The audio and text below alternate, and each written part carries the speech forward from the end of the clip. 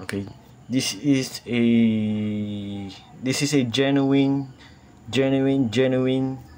Bona Beer. See the emboss, Bona Beer emboss with a good quality na to. Talagang ang pagka-antik nito ay talagang original na. Sigurado ako na Germany siya. Ayan o, tingnan nyo yung emboss niya.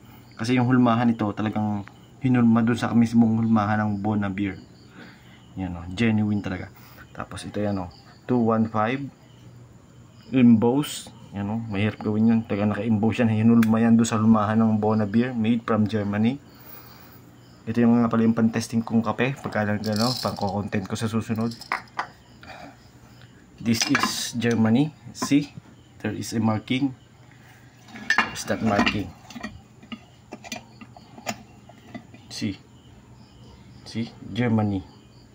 All parts has Germany, including label. This one, there is a Germany here.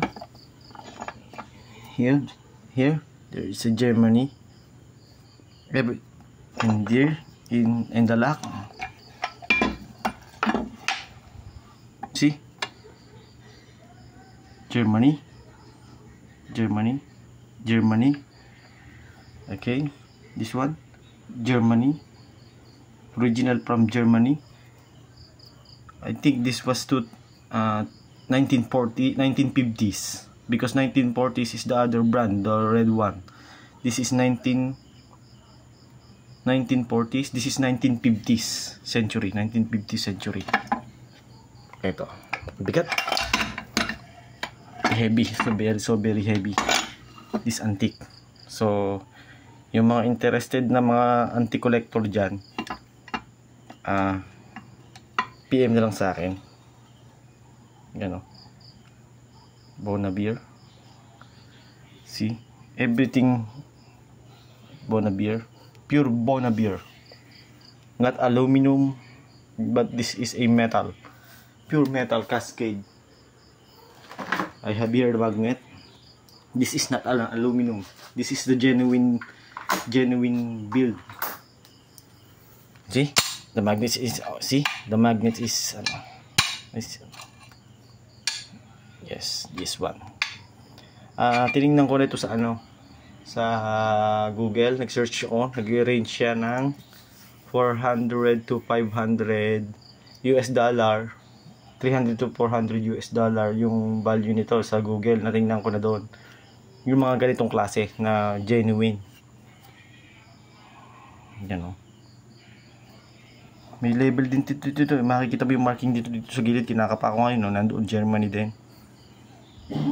So sa akin muna to, tatago ko muna to sa aming bodega, tapos ilalagay ko sa kahon. That's it guys. Sana may makapansin, kasi inahabol to ng mga antique collector, itong mga ganitong klase. Kabuli nila to, basta ito genuine talaga yan. Tingnan nyo naman yung yung pagkaka-emboss niya, talagang kasama ito nung hinulma dun sa kanilang makina noong 1950s, siguro mga 1950s to, kasi ito yung ginayahan ng mga ang ganito. Marami ngayon puro aluminum galing China, pero yung genuine ay nasa akin to.